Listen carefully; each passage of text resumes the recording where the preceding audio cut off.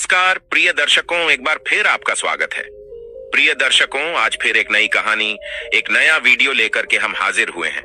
आज की जो कहानी है, आज का जो प्रसंग है, ये बड़ा ही ज्ञानवर्धक है, बड़ा ही मोटिवेशनल है। प्रिय दर्शकों, बूढ़ी चिड़िया ने बताया, चाहे भले ही आंखों देखी बात हो, लेकिन इन 4 अवसरों पर कभी अपनों पर शक मत करना, वरना मुंह छुपाने को भी जगह नहीं मिलेगी। प्रिय दर्शकों, कहानी शुरू करने से पहले अगर आप हमारे चैनल पर पहली बार आए हैं तो चैनल को सब्सक्राइब करें, बेल आइकॉन ऑन करें, अच्छे कमेंट किया करें, ताकि हर आने वाले वीडियो का नोटिफिकेशन सबसे पहले आपको मिले और प्रिय दर्शकों आप उसका फायदा उठा सके। तो शुरू करते हैं प्रिय दर्शकों आज की यह प्यारी सी कहानी, यह प्यारा सा वीडियो। प्रिय दर्शकों, प्राचीन समय की बात है। एक लखीमपुर नामक शहर था। उस लखीमपुर नामक शहर में एक लाखा सेठ अपने परिवार के साथ रहता था। सेठ बहुत ही धनवान व्यक्ति था। उसके घर में किसी बात की कोई कमी नहीं थी। लाखों का कारोबार चलता था। सेठ के परिवार के लोग बहुत ही सदाचारी थे। परिवार में जितने भी लोग थे वो सभी धर्मात्मा प्रवृत्ति के लोग थे। उसी परिवार में एक कन्या ने जन्म लिया था। कन्या का नाम था माया। माया बड़ी ही बुद्धिमान और संस्कारी लड़की थी। जैसा उसका नाम था वैसे ही उसमें गुण भी थे। वो भगवान की भक्ति भाव में बहुत ज्यादा लगाव रखती थी और गरीब लोगों की समय समय पर मदद करती रहती थी। बड़े लोगों की सेवा को वो अपना प्रथम कर्तव्य समझती थी। प्रिय दर्शकों, धीरे धीरे समय गुजरता गया और समय के साथ माया जवान होती गई। जब उसकी उम्र विवाह योग्य हो गई तो सेठ ने एक सज्जन परिवार को देखकर माया का विवाह कर दिया। माया का ससुर बहुत ही अमीर आदमी था। अमीर होने के साथ साथ वो बड़ा कंजूस भी था। माया जब दुल्हन बनकर आई तो उसने अपनी ससुराल में किसी तरह की शिकायत का मौका नहीं दिया। अच्छे संस्कारों में पलकर बड़ी हुई थी, इसीलिए अपने पति और सास ससुर का खूब आदर करती थी। उसने अपनी सेवा भाव से सबका मन जीत लिया था। प्रिय दर्शकों, धीरे धीरे ससुराल में रहते रहते उसे कई बरस बीत गए। एक दिन की बात है, सुबह माया अपने घर के आंगन में झाड़ू लगा रही थी। तभी उसके दरवाजे पर एक नवयुवक उम्र का सन्यासी महात्मा आता है और दरवाजे के बाहर खड़े होकर अपनी कर ताले बजाने लगता है। उस नवयुवक सन्यासी ने आवाज लगाई कि माई सन्यासी द्वार खड़ा है, बाबा को भिक्षा दे दो। प्रिय दर्शकों, उस नौजवान सन्यासी की आवाज जब माया ने आंगन में सुनी तो माया फौरन द्वार पर आई और उस सन्यासी को देखकर माया कहने लगी, अरे बाबा, आखिर तुम्हें इतनी जल्दी क्यों है? थोड़ा और सब्र कर लेते। प्रिय दर्शकों, सेठ की बहू के इतना कहने पर वो सन्यासी बोला, हे देवी, मुझे डर लग रहा है। सन्यासी का जवाब सुनकर माया हंसने लगी। इधर उस सन्यासी और सेठ की बहू का वार्तालाप हो रहा था। उधर माया का ससुर उस समय घर में मौजूद था। वो सेठ उन दोनों की बातें बड़े गौर से सुन रहा था। जब उस सेठ ने अपनी बहू के मुख से ये बातें सुनी जो उसने सन्यासी से कही थी, आखिर इतनी जल्दी क्या थी, तो यह सुनकर ही माया के ससुर के कान खड़े हो गए। क्योंकि प्रिय दर्शकों, वो माया नई नवेली बहू थी और इधर वो सन्यासी भी नौजवान ही था। अपनी बहू और सन्यासी की बातें सुनकर वो सेठ स्तब्ध रह गया। सोचने लगा, ये मैं क्या सुन रहा हूं। प्रिय दर्शकों, उसे अपनी बहू पर संदेह होने लगा था। माया का ससुर मन में सोचने लगा कि ऐसा लगता है कि मेरी बहू का सन्यासी महात्माओं के साथ में कोई चक्कर चल रहा है। मेरी बहू की मंशा कुछ ठीक मालूम नहीं पड़ती है। प्रिय दर्शकों, सेठ के तो पेट में पानी सा हो गया था। सेठ सोचने लगा, अरे राम राम, ये मैं क्या देख रहा हूं। सन्यासी कह रहा था कि मुझे डर लग रहा है, इसीलिए इसे किस बात का डर लग रहा था। अब तो वह और ध्यान से उनकी बातें सुनने लगा। सेठ की बहू उस नौजवान सन्यासी से हंस हंस कर बातें कर रही थी। हो ना हो, इस सन्यासी महात्मा का मेरी बहू के साथ में कोई ना कोई संबंध जरूर है। अब मैं सुनता हूं कि ये आगे और क्या बात करेंगे। अब वह सेठ अपनी चारपाई से उठकर खिड़की के पास आकर खड़ा हो गया और चुपचाप खड़े होकर उस सन्यासी महात्मा और अपनी बहू की बातों को सुनने लगा। सेठ खिड़की से कान लगाकर बड़े ध्यान से सुन रहा था। प्रिय दर्शकों, फिर वह सन्यासी महात्मा माया से पूछने लगा कि हे देवी, तुम्हारी उम्र कितनी है? उस नौजवान सन्यासी की बात का उत्तर देते हुए माया कहने लगी, हे सन्यासी महात्मा, अभी मेरी उम्र ही क्या है, अभी तो मैं 10 वर्ष की ही हुई हूं। प्रिय दर्शकों, इधर माया का ससुर अपने कमरे में खड़ा हुआ उन दोनों की बातों को ध्यान से सुन रहा था। जब उसने सुना कि मेरे बेटे की बहू क्या कह रही है कि मेरी अभी उम्र ही क्या है, अभी तो मैं सिर्फ 10 वर्ष की हुई हूं। इन शब्दों को सुनने के बाद माया के ससुर के दिमाग में झटका सा लगा कि आखिर मेरी बहू ये क्या कह रही है। उस सन्यासी महात्मा से कितना बड़ा झूठ बोल रही है। इसे अपनी उम्र इतनी कम बताने की क्या जरूरत है। उधर महात्मा ने उस बात को दोहराया कि अच्छा देवी, तो अभी तुम्हारी उम्र सिर्फ 10 वर्ष हुई है। माया हंसकर कहने लगी, जी महाराज, अभी मेरी आयु मात्र 10 वर्ष की ही है। उसके बाद सन्यासी फिर पूछने लगा, हे देवी, तुम्हारी सासू मां तो होगी घर पर? माया ने जवाब दिया, हाँ। महात्मा ने पूछा, तो उनकी उम्र क्या है, अर्थात तुम्हारी सासू मां की कितनी उम्र है? सन्यासी महात्मा के पूछने पर माया कहने लगी, हे महात्मा, मेरी सास की उम्र अभी मात्र 8 वर्ष की हुई है। प्रिय दर्शकों, जब सेठ ने सुना कि मेरी बहू मेरी पत्नी की उम्र 8 वर्ष बता रही है तो सेठ का दिमाग चकरा गया। सेठ सोचने लगा कि मेरी पुत्र वधू कहीं पागल तो नहीं हो गई है, अपनी उम्र 10 वर्ष की बता रही है और मेरी पत्नी की उम्र 8 वर्ष बता रही है। आखिर मेरी बहू कैसी बातें कर रही है? देखता हूं कि आगे इनमें और क्या बातें होती हैं। यह तो पक्का हो ही गया कि मेरी बहू मेरे बेटे की आंखों में धूल झोंक रही है। ये तो इस सन्यासी से प्रेम कर बैठी है, नहीं तो अपनी उम्र इतनी कम बताने का क्या मतलब था। फिर सोचने लगा कि इतनी जल्दी बोलना ठीक नहीं रहेगा, पहले मैं उनकी पूरी बातें सुनता हूं। आखिर ये दोनों आगे क्या क्या बात करेंगे। जब सन्यासी यहां से चला जाएगा तब मैं अपनी बहू से पूछूंगा और इसकी शिकायत मैं अपने बेटे से करूंगा। प्रिय दर्शकों, वो सेठ अपनी बहू और उस महात्मा की बातचीत को फिर से बड़े ध्यान से सुनने लगा। इधर सन्यासी महात्मा ने माया से फिर एक सवाल किया कि देवी, आखिर तुम्हारे पति की उम्र कितनी है? माया ने फिर बेबाकी से उत्तर दिया, अरे महात्मा जी, पति की क्या बताऊं, उनकी तो उम्र अभी 4.5 साल की ही हुई है। प्रिय दर्शकों, बहू के जवाब से सेठ की और अधिक व्याकुलता बढ़ गई। खिड़की के पास में खड़ा खड़ा ससुर सोच रहा था कि यह बहू बिल्कुल ही पागल हो गई है। क्या अनाप शनाप बकती जा रही है। स्वयं को 10 साल की बता रही है, अपनी सास को 8 साल की बता रही है और अपने पति को 4.5 साल का बता दिया। अरे राम राम, अब तो हद ही हो गई। अब इस हिसाब से फिर मेरी उम्र कितनी बताएगी। चलो देखते हैं आगे क्या बात होती है।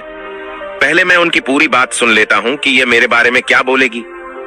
प्रिय दर्शकों, उस सन्यासी महात्मा जी ने फिर से उस बहू से कहा, अच्छा, आपने अपनी आयु और अपनी सास की आयु और अपने पति की आयु तो मुझे बता दी। अब तुम ये बताओ कि तुम्हारे ससुर की उम्र कितनी है। प्रिय दर्शकों, अब सन्यासी महात्मा के पूछने पर माया कहने लगी, हे सन्यासी महाराज, मैं अपने ससुर की उम्र क्या बताऊं, मेरे ससुर का तो अभी जन्म ही नहीं हुआ है। प्रिय दर्शकों, बहू के इस जवाब ने सेठ को आपे से बाहर कर दिया। वो पागल सा हो गया, उसका दिमाग चकराने लगा। अब उसे कुछ समझ नहीं आ रहा था कि आखिर यह क्या चल रहा है। मेरे बेटे के साथ में इसका विवाह हुआ है और ये कह रही है कि मेरे ससुर का तो जन्म ही नहीं हुआ है। आखिर मेरी बहू मेरे बारे में यह सब क्या बोल रही है। अब तो मुझे ऐसा लग रहा है या तो मैं पागल हो गया हूं या मेरी बहू पागल है। प्रिय दर्शकों, अब तो सेठ की बहू उस सन्यासी महात्मा को भिक्षा देने के बाद में अपने घर में चली आई। इधर मन ही मन सेठ जलता हुआ अपने कमरे से बाहर निकल गया। फिर उसके मन में आया कि मैं जाकर अपनी बहू से ये सब बातें पूछूं कि वह उस नौजवान साधु से हंस हंस कर क्या उल्टी सीधी बातें बक रही थी। फिर उसने सोचा कि नहीं, मेरी बहू तो चरित्रहीन है, मैं उससे अब क्या पूछूं। मैंने तो खुद अपने कानों से सब सुन लिया है और आंखों से देख भी लिया है। जरूर इस साधु महात्मा के साथ में कोई अवैध रिश्ता है। मेरी बहू ने तो हमारी नाक ही कटा दी। अब मैं इसे अपने घर में नहीं रखूंगा। मैं यह बात पंचायत के सामने रखूंगा। पंचायत में पंचों के सामने ही मैं अपनी पुत्र वधू से सवाल करूंगा। अब तुम मुझे इसे पुत्र वधू कहते हुए भी बड़ी घिन आ रही है। सेठ ने तुरंत माया के माँ बाप के घर खबर भिजवा दी कि जैसे भी हो वैसे ही सीधे तुरंत चले आएं। प्रिय दर्शकों, ऐसा विचार करने के बाद वो सेठ अपने घर से निकलकर बाहर चला गया और घर से निकलने के बाद में सीधे पंचों की टोली में पहुंच गया। सेठ को आता देखकर पंचों ने पूछा, सेठ जी, आज इधर आने का क्या कारण है?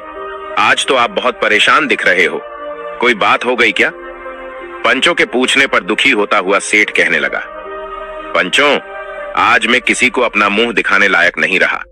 मेरे बेटे की पत्नी तो बहुत बड़ी चरित्रहीन निकली। इसके साथ साथ वो इतनी बड़ी झूठी और मक्कार हैं कि मैं आपको बता भी नहीं सकता। हे पंचो, अब मैं अपनी बहू से छुटकारा पाना चाहता हूँ।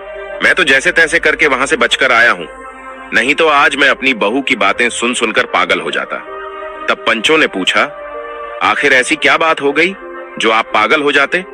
तब सेठ कहता है कि पंचों के मुखिया, पहले आप लोग मेरे साथ मेरे घर चलिए, मैं वहीं पंचायत के सामने अपनी बात बताऊंगा। प्रिय दर्शकों, अब तो सेठ के बार बार आग्रह करने पर सभी पंच सेठ के साथ चल दिए। इधर पंच लोग सेठ की चौपाल में पहुंचते हैं। उधर माया के माता पिता भी आ चुके थे। सेठ ने अपनी चौपाल पर पंचायत बैठा दी। सभी लोग सेठ के द्वार पर इकट्ठे हो गए। माया के माता पिता भी वहां बैठे हुए थे। इधर पंचों ने सेठ से कहा, सेठ जी, आखिर ऐसी कौन सी बात है जो आप अपने घर पर पंचों को बुलाकर लाए हो? किसी समस्या को लेकर पंचायत होनी है क्या? सब लोग तुम्हारे घर पर आ चुके हैं, अब बताओ आखिर क्या बात है? तब सेठ ने कहा, पंचों, अब मैं अपनी पुत्र वधू माया को पंचायत में बुलाना चाहता हूं। सबसे पहले आप मेरी बहू को बुलवाएं, मैं अपनी समस्या उसी के सामने रखूंगा। प्रिय दर्शकों, अब तो पंचायत का आदेश मिलते ही तुरंत माया को बुलाया गया। जब सेठ की बहू आ गई तो फिर पंचों ने कहा, हे सेठ जी, अब तो आपकी बहू भी आ गई है, अब तो आप बताओ आखिर कौन सी बात है? आखिर तुम्हारी बहू ने ऐसा क्या कर दिया जो तुम इतने दुखी हो गए? तब सेठ कहता है कि पंचों, आज सुबह जब मैं सोकर उठा तो मैंने कुछ ऐसा देखा जिसे देखकर और सुनकर मैं बड़ा दुखी हूं। मैंने देखा कि मेरी बहू आंगन में झाड़ू लगा रही थी। तभी दरवाजे पर एक नौजवान साधु आता है और दरवाजे के बाहर खड़ा होकर भिक्षा मांगने लगता है। जैसे ही उस सन्यासी महात्मा की आवाज मेरी बहू के कानों में पहुंची तो वह उसी समय भिक्षा लेकर द्वार पर गई। इतना कहकर सेठ चुप हो जाता है। तब पंचों ने कहा, सेठ जी, इसमें कौन सी दुखी होने की बात है? ये तो अच्छी बात है, हर नारी को यही करना चाहिए। बस इसी बात के लिए तुमने अपने घर पर पंचायत बुलाई है। द्वार आए किसी साधु संत या भूखे भिखारी को भिक्षा डालना नारी का धर्म है, इसमें इतना परेशान होने वाली बात क्या है? तब सेठ कहता है, आप सभी लोग जरा सब्र कीजिए, मैं आपको पूरी कहानी सुनाता हूँ। मेरी बहू की करतूत सुनकर तुम भी पागल हो जाओगे। मेरी चिंता बहुत बड़ी है। यदि बात छोटी सी होती तो मुझ पर कोई फर्क नहीं पड़ता। छोटी मोटी बात होती तो मैं तुम्हें अपने दरवाजे पर बुलाकर परेशान नहीं करता। बात बहुत गंभीर है और उसका निर्णय सिर्फ पंचायत ही कर सकती है। पंचों ने कहा, ठीक है सेठ जी, आपकी बातें सुनकर तो ऐसा लग रहा है जैसे कोई बहुत बड़ी बात नहीं है। सेठ बोला, अरे नहीं, जिस बात को लेकर मैं इतना चिंतित हूं, यदि वह बात आप भी जान लोगे तो आप मेरी परेशानी समझ जाओ।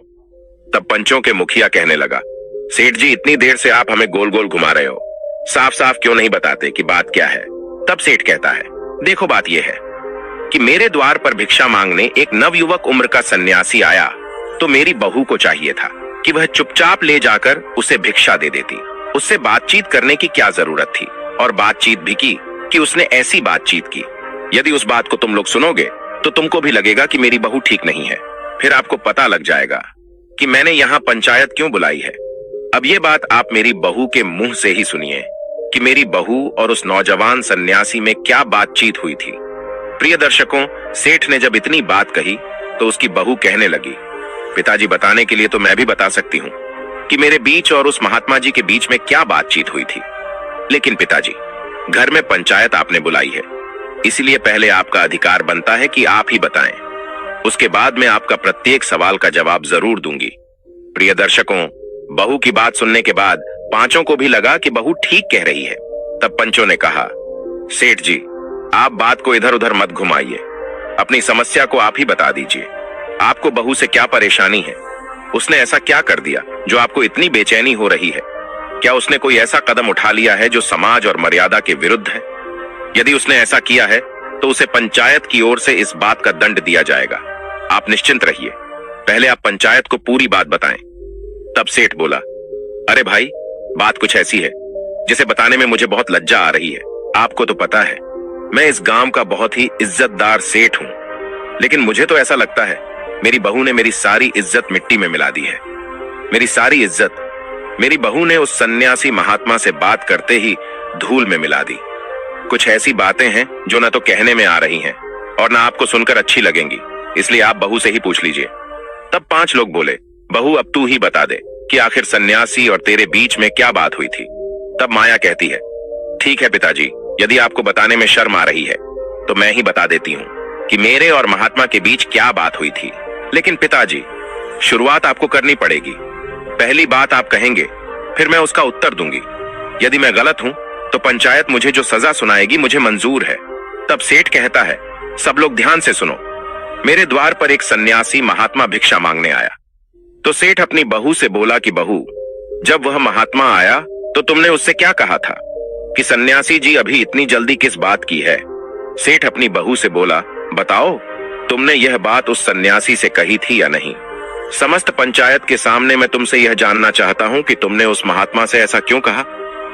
ससुर की बात सुनते ही बहू कहने लगी, हाँ पिताजी, मैंने यह बात उस महात्मा से कही थी। सेठ बोला, फिर तुम्हारे पूछने पर उस सन्यासी ने क्या उत्तर दिया था।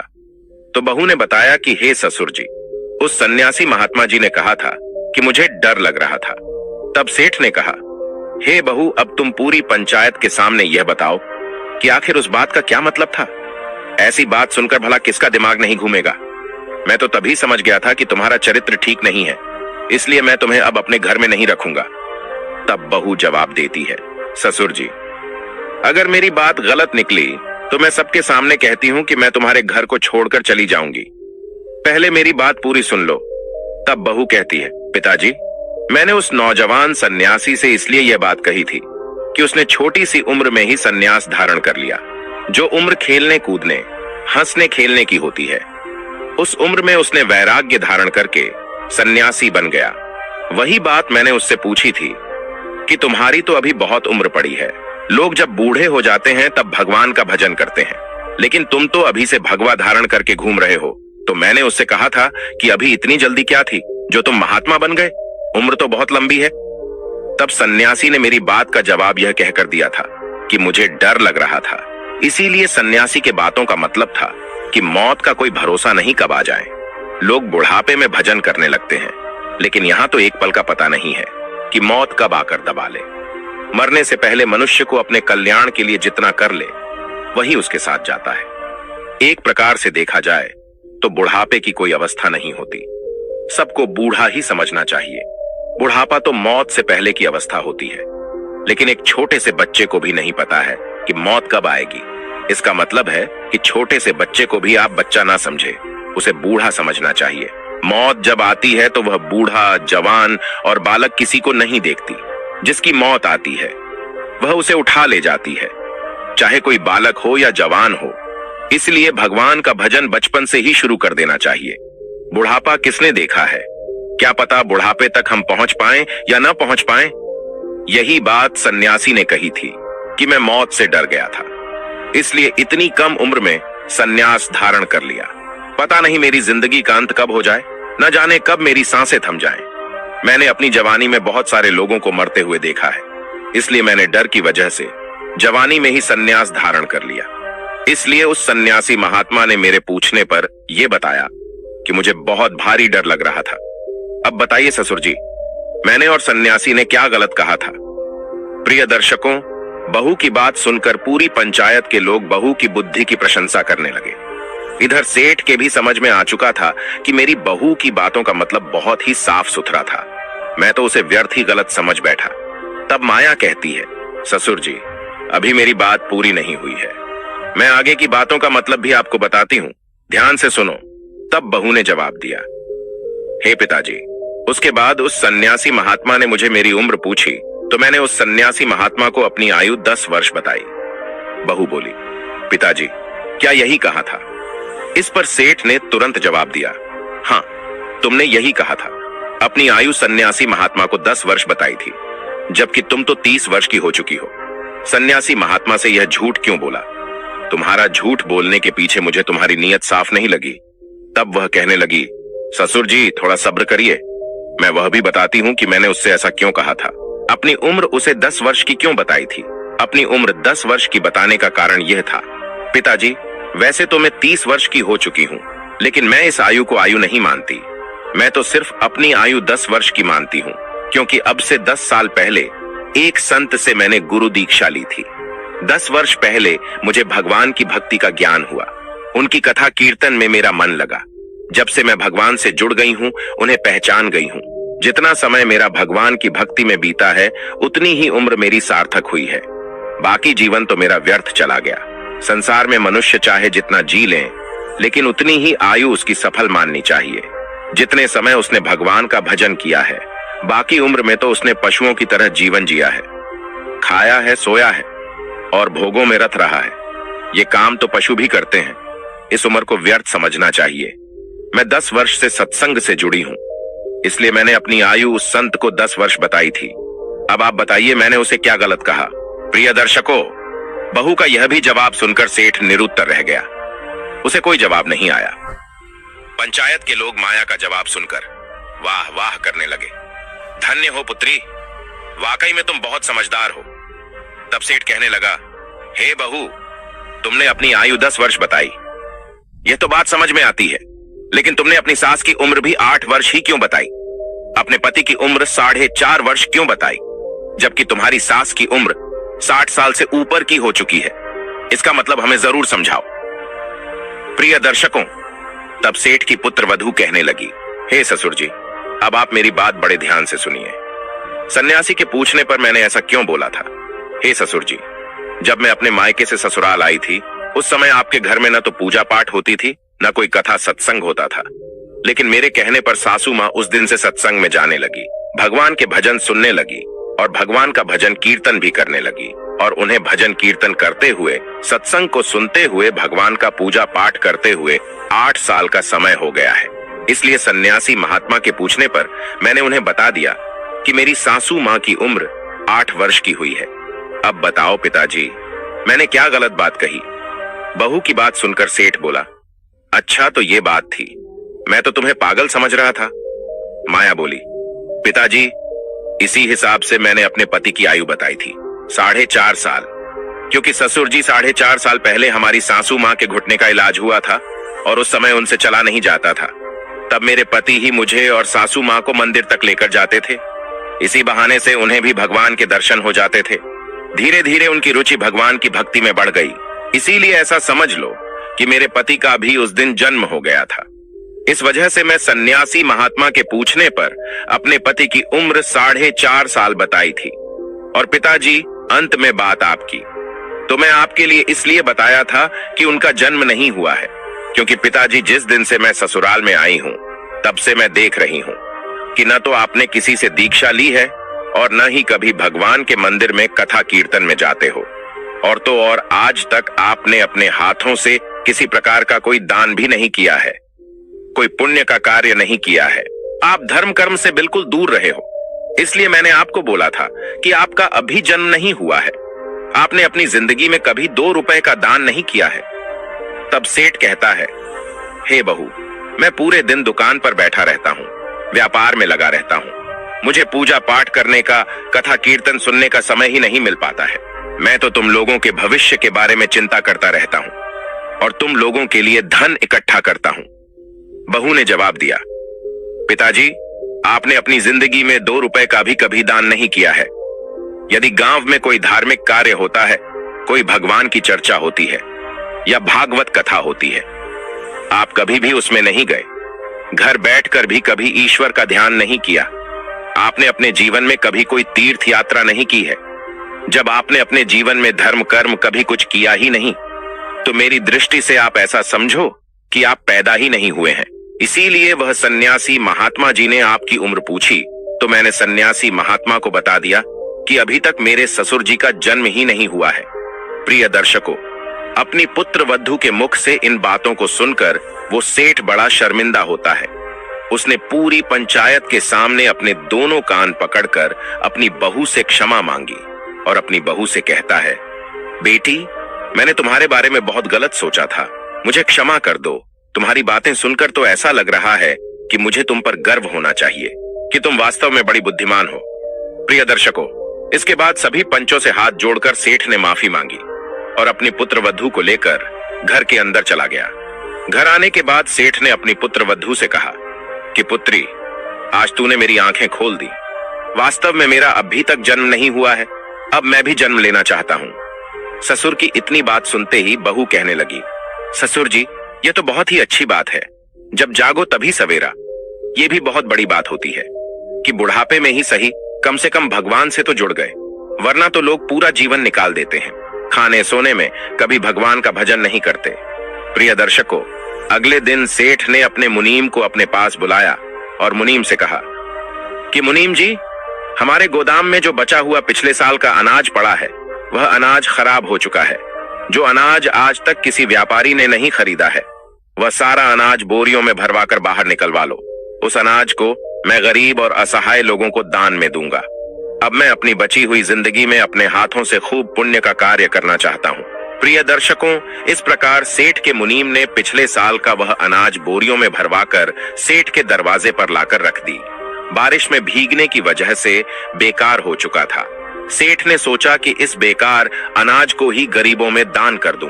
प्रिय दर्शकों, जैसे ही खराब गेहूं की बोरियां घर पर पहुंची तो उन बोरियों से बदबू आ रही थी। बदबू की वजह से सेठ की पुत्रवधू घर से निकलकर बाहर आई।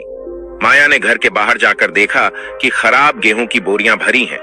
इस पर माया ने अपने ससुर से पूछा कि पिताजी, आपने यह अनाज की बोरियां किसके लिए मंगाई हैं? तब सेठ बताता है, बहू, कल आपने मेरी आंखें खोल दी थी। तुमने मुझे बता दिया था कि मैंने अभी तक जन्म नहीं लिया है, इसलिए कल से मैं भी दान पुण्य के कार्य करूंगा। इसलिए मैंने मुनीम से कहकर अपने गोदाम से यह गेहूं की बोरियां मंगवाई हैं। माया अपने ससुर की मंशा को समझ चुकी थी कि मेरे ससुर यह सड़ा हुआ दुर्गंध अनाज गरीबों को खिलाना चाहते हैं। प्रिय दर्शकों, माया बहुत समझदार थी। वो तो वहां से घर के अंदर चली गई और मन में सोचने लगी कि मेरे ससुर जी सुधरे तो हैं, लेकिन अभी पूरी तरह से नहीं सुधरे हैं। अब मुझे कुछ ऐसा करना चाहिए कि मेरे ससुर को अपने किए का ज्ञान हो जाए। काफी सोच विचार के बाद माया ने उन सड़े हुए गेहूं में से कुछ गेहूं निकाले और उन्हें कूट पीसकर उनका आटा बना लिया। फिर उस आटे की रोटियां बनाई। शाम को जब माया का ससुर भोजन करने के लिए आया तो माया ने उसे आटे की बनी रोटियां अपने ससुर को परोस दी।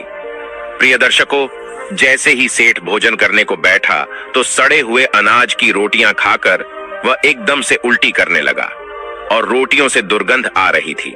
सेठ गुस्से में आकर चिल्लाने लगा, कहने लगा, बहू रानी, आज तुमने कैसी रोटियां बनाई हैं? आज तो रोटियों में से दुर्गंध क्यों आ रही है?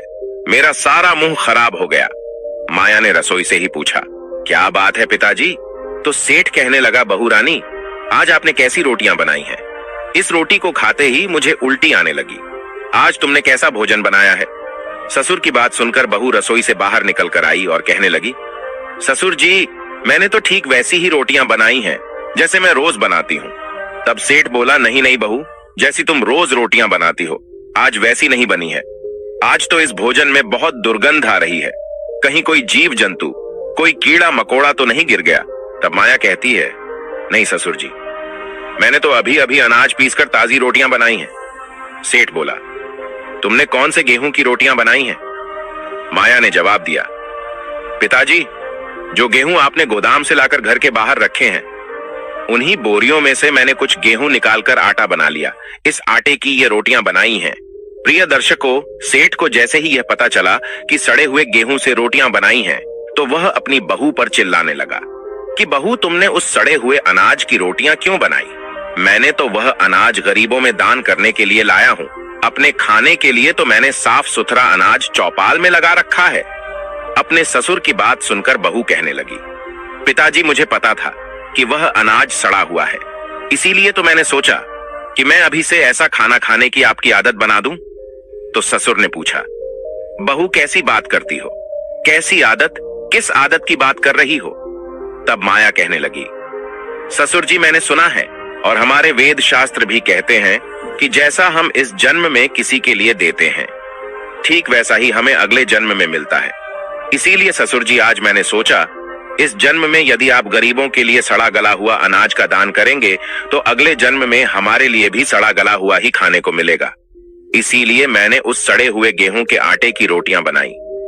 हम अभी सीख जाएंगे, तभी तो हमारी सड़े हुए अनाज की रोटियां खाने की आदत बन पाएगी, क्योंकि हमें अगले जन्म में ऐसे ही अनाज की रोटियां खाने को मिलेगी। यदि हम किसी को सड़ा गला खिलाएंगे तो हमें भी अच्छा खाने का अधिकार नहीं है। परमात्मा हमेशा हमें वही लौटाता है जो हमने दिया है। तब सेठ बोला, पुत्री, आज मुझे तेरी इन बातों का मतलब ठीक तरह समझ में आ चुका है।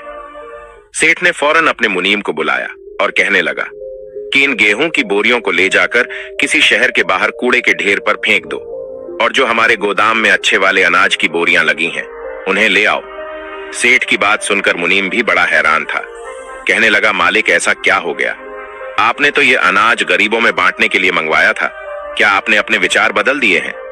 तब सेठ ने समझाया, मुनीम जी, मेरे विचार नहीं बदले हैं, बल्कि आज मुझे पता चल गया है, जैसा हम दूसरों को खिलाते हैं वैसा ही हमें अगले जन्म में खाने को मिलता है। प्रिय दर्शकों, सेठ ने वह सड़ा हुआ अनाज कचरे में फेंकवा दिया और उसकी जगह पर अच्छे गेहूं की बोरियां घर पर मंगा दी। प्रिय दर्शकों, अगले दिन सेठ ने उस अनाज को 20 से 25 किलो अनाज दान करने की पूरी नगर में घोषणा करवा दी। अब तो नगर के सभी भूखे गरीब लोग सेठ के घर के बाहर आकर जमा हो गए। सेठ समाज के गरीबों में दान करने लगा। प्रिय दर्शकों, इधर तो सेठ गरीब लोगों ने गेहूं की बोरियां दान कर रहा था, उधर माया ने अपनी सास से कहा, मां जी, आप जाकर आस पड़ोस की स्त्रियों को बुलाकर ले आओ। तो सास ने पूछा, बहू, आखिर आस पड़ोस की स्त्रियों को बुलाकर तुम क्या करोगी? तब माया समझाने लगी कि माता जी, पहले आप उन्हें बुलाकर लाओ, तब मैं आपको बता दूंगी कि महिलाओं को क्यों बुलाना है। प्रिय दर्शकों, बहू की बात मानकर सास पड़ोस की महिलाओं को बुलाने चली गई। इधर माया ढोलक लेकर अपने घर के आंगन में बैठ गई। इधर माया के साथ साथ पड़ोस की सभी महिलाएं भी आ गईं। तब सभी ने पूछा कि बहू रानी, आखिर क्या बात है? तब माया कहने लगी कि आप सभी के साथ मिलकर बधाइयां गानी हैं, क्योंकि आज मेरे ससुर का जन्म हुआ है। प्रिय दर्शकों, इधर घर के बाहर सेठ दान पुण्य करने में लगा था और इधर घर के अंदर स्त्रियां ससुर के पैदा होने के गीत गा रही थीं, क्योंकि आज माया का ससुर भगवान के बताए मार्ग पर चलने लगा था। प्रिय दर्शकों, मनुष्य का जन्म तभी सफल माना जाता है जब वह भगवान को पहचान जाता है, भगवान के बताए मार्ग पर चलने लगता है।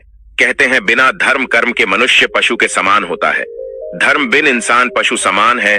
प्रिय दर्शकों, हमारी आज की कहानी यहाँ समाप्त होती है। हम उम्मीद करते हैं कि आपको हमारी आज की यह कहानी, आज का यह वीडियो पसंद आया होगा और आप इससे ढेर सारी प्रेरणा लेंगे। मिलते हैं अगली ज्ञान चर्चा के साथ अगले वीडियो में।